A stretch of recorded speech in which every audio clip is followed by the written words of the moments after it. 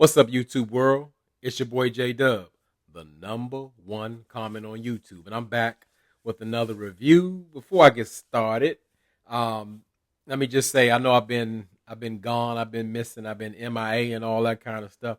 I've just been crazy, stupid busy. But forget all that. I know y'all wonder, J Dub, why do you have on a Hawaiian shirt? Why? You know why? Because I need a vacation. So I'm manifesting what I need to do. I need to make a way to get to Hawaii instead of working so much and all that kind of stuff. It look like my eyes tired. I've been waiting for my computer to update. But as I said, I'll be trying to get these videos out. It seems like I've been gone so long, the shows are starting to disappear. Sometimes I like that. I mean, like some of them I want to disappear. I was really surprised about Love and Marriage Huntsville, but they're taking pretty much a mid-season break. So I might go back and do that episode anyway because we're not going to get any more episodes until what, September. And Married at First Sight is coming back, or it's back, because to me it still feels like just specials or whatever. It don't feel like the actual show. But a couple of the Dove fam reached out and said, like, hey, what's up? What you gonna do with Mapes? It's like, I don't know. And they're like, we need you to do it. So I gotta do it. It's just that I guess my time be wrapped up so hard. So I guess I'm back into what, Married at First Sight again. But what can I say? I do this for y'all. I do this for the people. It's so much easier to pick up my phone and say, you know what, I can just write a comment and say it how many times I want. That's better for me. But like I said, it's for the people. People want to hear me speak on stuff, and that's what I'm here to do. I represent y'all. What else? I guess the shows are disappearing. The other ones are coming back. So Ready to Love is coming back. One of my favorite shows, it seemed like it took about 2 years to come back, is Married to Medicine. So I'm glad to see that's back. I will be reviewing that. I'm so far behind. I'm just going to do my best to catch up with the time that I have. So what I got today, what we got? Love and Marriage DC. This is season 1, episode 9, The Winter Swindler. All right. So pretty much the episode picks up where we left off the last time, where everybody was meeting over at Chris and Monique's house to go on like the couples retreat to see a sex therapist. And just something small. I hit the details. I mentioned stuff. And I tell y'all about Jamie because, meaning what it represents to really be from this area. We have our own music in DC. We have our own clothes. Jamie was representing once again with the shooter's gear. He do with the We Are One and all that kind of stuff. And why that's a big thing to me, because these are clothes I've been wearing all my life. As a teenager up until now.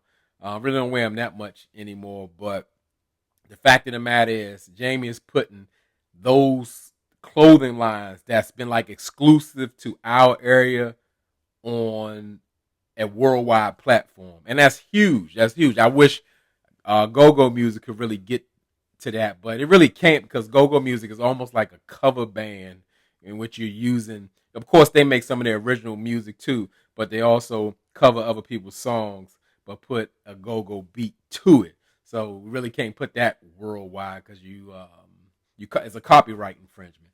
But anyway, let me get back. Let's talk about my area. Just small things, little things I like. I like to see that, like I said, because it's like I'm from this area. It's the only place I've been, and this is what I know when I see the stuff like that with the clothes he's wearing.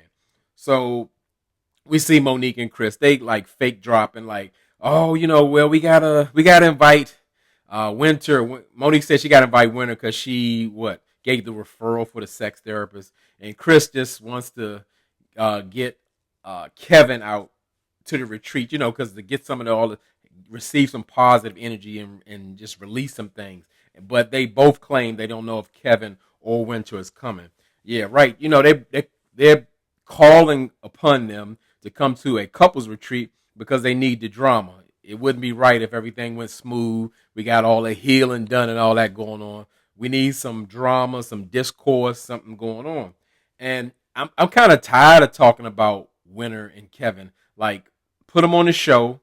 I know that was the initial plans because they were originally in like the little advertisement or whatever. But I guess you can't be a couple if you're not a couple. So they arrive at Monique's retreat house in Newburgh, and this little stuff I love. I love that somebody that is affluent has a, what do you call it? A getaway house, but it's not too far from where you live at. You know, if it's under 2 hours, it's like I can drive there for the weekend, but I don't have to take off work on Monday. And I really enjoy that. That's what wealthy people should do. Be like, you know what? I'm going down to the house in Newburgh this weekend and go sit down by the lake and make s'mores and all that, and just get away and just get out your environment. Even though living in a $4 million house can't be so bad. However, sometimes we all just need to get away and recharge. So I like to see that. You know, one thing I don't like about with Monique, she's always got to mention, you know, I did like she learning Swahili, but she got to say everything in Swahili now. Oh, you know, mother means this and dishes mean that in Swahili. Like, okay, we get it, Monique. You're learning Swahili. We don't want to learn it, but I like that she's learning it, but I'm tired of hearing it. So Monique gifts the couples different products that are related to the things they have been going through or talking about throughout, I guess, the few weeks the show's been filming. So we go with Ashley and Quick, and she's put the fun size Snickers in in the gift bag as well, just to remind that, you know, because Winter called Quicksilver DJ Fun Size, and I thought it was hilarious, but you know, nobody. I mean, what I would say, Ashley says she's okay with it, but you could tell she's a little pissed off about it. And as far as Raina and Jamie, Monique got out the red light for the red light special, in which Raina shared some information with Winter, and she renamed Jamie, you know, red light special, whatever. And Monique, had some fun with herself when Chris told her to hush. She got a ball gag for her mouth or whatever, and you know, I guess it was all the fun and games or whatever. It wasn't like kind of shady, just a little joke to keep things,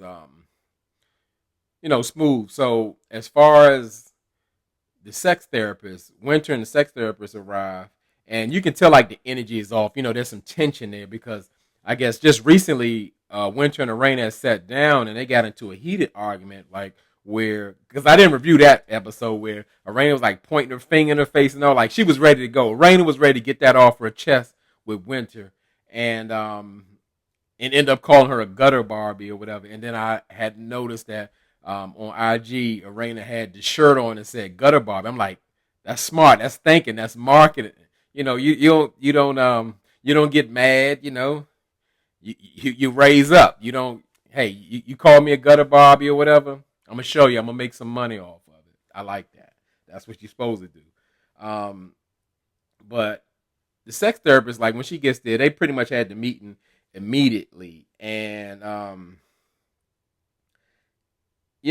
was really surprised how open everybody was. They were really revealing about their sex life, and DJ Fun Size, he coming off, like he this super macho man. He going for 2 hours and 5 sessions and all that kind of stuff. But for some reason, Ashley, just like, she can never get enough. And the funny thing is, the therapist thought Ashley was like in her early 40s, not because she looked like she in her early 40s, but just the fact that I guess her sex drive is up there or what have you. And Ashley was kind of offended by that. She's like sensitive about getting older, because even she mentioned like she knew she should have dyed her hair because she had a little gray in it. That's why the lady thought she was, I guess, in her 40s. But Ashley don't play about that because she always talking about like Arena or Monique or that they're older than her and all that kind of stuff. So she's sensitive to all that. And yeah, they got to Jamie and Arena, and they had mentioned before, like, pretty much Jamie and Arena, but they've been together like 30 plus years, and Jamie was saying like, hey, we're older, things are changing or whatever, and I mean, it is a thing. Like I said, when you get older, you don't have as much energy, and once you get used to each other, people tend to take people for granted, or you slip because you kind of get in, a certain mode. You have different focuses, and again, you're not young anymore. However, where it got, I guess, cringy, everybody was like, when Jamie said, it was almost like, I still want it as much as a young man, but Arena's a little different. So it's kind of like we brothers and sisters. Everybody's oh, brothers and sisters. Like, don't say that. Like, that ain't. I knew what he meant by what he was just saying. More so, they're focusing on the friendship of their relationship, the love, and all that kind of stuff. And like, I guess focusing on sex so much, but I guess it didn't come out right because everybody had a reaction to that. So we go to Monique and Chris, and people will take it a different way, but I kind of see it like her throwing shots at Chris or whatever. When Monique just jumped out and said, "Well, if the sex wasn't great, me and Chris, we wouldn't be married or whatever." And I get it, sex is a deal breaker for some people or whatever, but like I said, it always makes it seem like she's taking some type of dig at Chris. That's how I feel, because like I said, I make no secret that I feel like she's very unappreciative of the lifestyle that Chris has afforded her. She wants to be known and established and all that, but you got to understand where's the foundation. Where Chris put all his hard work from college to the NFL, that's how you can live how you're living and make the decisions and ride in the Bentley and all that. Speaking of the Bentley, I'm going to say it again because, again, I pick up little details. When you're rich, I want to see a few cars. I'm tired of looking at the Bentley Mulsanne. It's boring. It's like the Sunday car or something like that, but they drive it like a Camry. But I guess that's rich people things. But I just want to see them switch it up. At least the other couples, they switch to their Maseratis or the Range Rovers, or I can't remember if I seen DJ Fun Size or something else. I don't know, but still, I switched it up a little bit. I'm a car person too, so that's what I want to see. And Monique pretty much said that her and Chris at this point, they're dealing with selfish sex. Whoever gets theirs first, and that's all it's about. And Chris kind of took me back from this because people say all the time, I guess things happen to you as a child. You're supposed to get over it or get past it. He pulled out and saying like, well, when I went to visit family in New York or whatever, they had me watching porn, and that's how I pretty much focus on my sex life. And I get it. I'm a firm believer that your experiences, they shape you totally. And that's what, to me, what love language is based on. I always speak on love language. It's not a romanticized thing. It's what you got or you didn't get, and that's what you kind of focus on for the most part. But Chris is saying he views sex just like porn. And when I was from him being 4 or 5. And why I don't really buy this one is because at this point, Chris admitted that like they're in therapy and things like that. So I'm sure this is not the first time they've seen a therapist. And I'm sure Monique, she makes all her issues known. And I'm thinking that would be kind of cleaned up by now. I like, Chris, you like 40 years old, but you talking about when you saw porn at 4 and 5. And you ain't talked to no therapist to kind of manage that and work that out, and that's how you treat Monique like she's a porn star, and that's how she's supposed to perform for me, and that's it. So I don't know.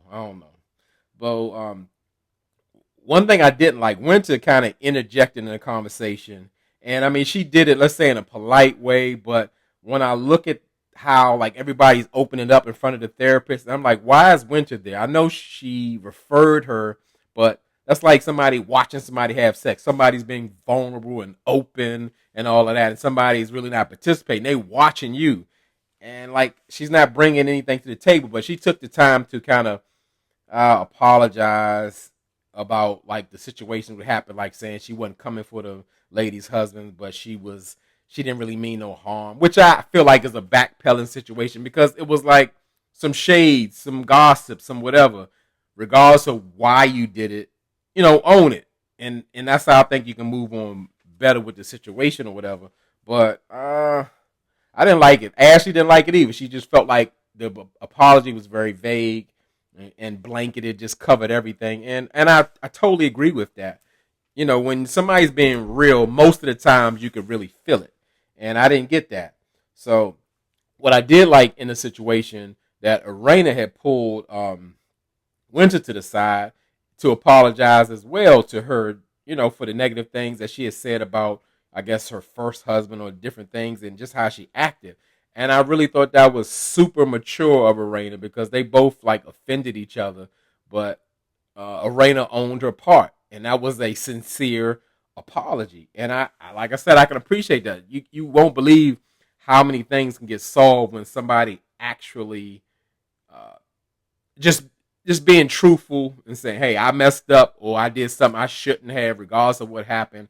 That shouldn't have happened." And that's where I went. So um, the thing is, like dealing with Monique. Monique is like the one who's like started all the mess. And after Arena and Winter had the conversation, about the apology, Monique's supposed to be the peacemaker, but now she want to find out I'm being nosy, which y'all talk about. And that's when everything just went left at the dinner table. And when I mean it went left so quick, and I say quick, I'm talking about Quicksilver and Ashley, because Ashley made it very known that like Winter's apology was not appreciated. It was vague. It wasn't genuine and all that. And uh, Arena had spoke up and said pretty much like, well, she was good with Winter's apology, and she stood in that. And I like that Arena didn't follow Ashley's lead. She was her own person, saying like, hey, um, Ashley thought it was vague or whatever, but it was enough for me. And that's what matters. Like you're not supposed to gang up on people if you don't believe in something. And obviously Ashley wants to be mad, and it's okay for her to be mad. You can't offend people and decide when they're not going to be mad or how they're going to be mad. But at the same time, Quick and her was throwing jabs at her about when she was putting her information out about her husband. So both parties were at fault. And that's the thing with Quick. He's still making little jabs in there, talking bush, all that kind of stuff, and jumping in the conversation, or whatever. Now I'm not that kind of guy. I would say like, oh, it's women talking and you can't interrupt or you can't get into it. Yeah, if it's getting crazy, as the husband, you can do anything you want. I would say keep it respectful, because I go back to the last episode. I didn't review. I know a lot of people had a problem with Jamie grabbing Arena's face, and I got that. I knew why he did it, but yeah, it was kind of off putting because everybody was like, "Whoa, whoa!" Like it's another way. Because at the same time, just say either spouse, man or woman, if something's going on and your spouse is telling you you got to stop or we got to pull away, that's what you're supposed to do. No, you're not supposed to grab their face, but at the same time, there's a reason your spouse is saying, like, hey, this is way over the top. We got to move. We got to get out of here. We got to go to the left, whatever the case may be, because they're only looking out for you. So, like I said, with Quick, he got a thing for Winter, not a good one, but making little comments and all that kind of stuff. So it like I said, it was really going left. And I noticed how Ashley kind of, let's call it, what do you call it, passive aggressively mentioned to Arena like, oh, miss forgiveness or whatever. And like, yeah, you can't decide, oh, I'm mad too, and you got to be mad with Winter and all of that kind of stuff. But I call it a maturity thing. That's what I do, because it ain't about like I said, ganging up on people. And quiet as it kept, I'm starting to really like Winter. I am. I really am. And that's the thing, because I did not like her at first, but she has really grown on me, as well as Ashley. Ashley, I may not agree with everything she does, but Ashley is Ashley, and I like people who are real and authentic. So that works. So we see the time we were expecting. We look waiting for Kevin the scammer. He arrives, and he but hold on, let's back this up. I'm gonna say like this. Now we had a couples retreat for like sex therapy and healing and a good time. why are your friends inviting people who are divorcing and they don't have a amicable divorce? They like going back and forth. It's war, it's scamming, it's heartbreak, it's avoidance. But you're gonna bring them in a room and you claim they're not spending the night. That's crazy. I don't think that's positive. And in the way that Chris is defending Kevin, I'm starting to look at Chris a different way. I don't know if he's that naive uh, or he's just that supportive and forgiving. I don't know, but like I said, I don't like Kevin around at all. If you're gonna invite Winter, I mean, but why even invite either one of them? So Winter get to it. She like ready. I see her looking in her phone. She ready to bring it to Kevin like her receipts or whatever. And but Kevin, he always got pamphlets and brochures and booklets about all his reason he been scamming or accused of scamming or whatever. And Winter asked him like more so like she's asking him direct questions. She's like asking him a yes or no question. And that's the thing. He avoids those. And you can see right off the bat that Kevin has no truth in him. And it's like watching a salesman trying to sell you a product that's no good. And he won't answer it. And I'm like I say, I stopped looking at Kevin. I look at Chris. Like, you bringing this guy around, you vouching for this guy, like this guy is a good guy or something like that. You can see it. So, the person with the most sense at the time at the table was Ashley. She said she got up. She's like, "I'm gone. I can't do this. This ain't it. This ain't it. It's like it's a waste of my time and energy. Why I'm gonna sit here and listen to a scammer?" And Quick followed right behind her. And I got a thing. It's like, I think Ashley got Quick in her back pocket. Like, she kind of run it on the low. Quick uses reasons why he does certain things the way he does, but Ashley is running. She running that thing. So they leave out, and then Arena follows, and Jamie follow behind, because I mean it's just like getting too crazy, because like what they're discussing should be between two married people, not a whole table in a forum, and it's just it's just crazy. And like I said, at this point, Ashley's just trying to put a guilt trip on Arena about being forgiven, and Raina didn't buy it. She didn't buy into it. She didn't feel any kind of way, and just saying like, "Hey, this is what I do. This is me," and I get with that. But as far as like with Winter talking with Kevin, it just got crazy and crazy. So much so that she had to kind of break in the song. I don't know if she wrote the song, she did a freestyle, but I like the song. The lady want a divorce. The lady want her divorce right now, and I mean, I thought it was funny. It was hilarious. I really enjoyed this episode. It got good. So I guess I see why they invited him. But to me, like, I'm divorcing somebody and you're gonna invite them and we're gonna stay together and fight in front of everybody. I don't, I don't, I don't agree with that. Not even for TV, because that's where I feel like it really didn't get real. In a real scenario, nobody would really agree to that setup, because it's totally toxic off the break. And other people, I think, is inconsiderate for the other couples there. Like, they're trying to be open and get healing and all that kind of stuff. How can they do all of that with all this chaos going on? And I guess one good thing came out of it at the end, where Ashley and Winter, they really had like a one-on-one conversation. And I love the openness.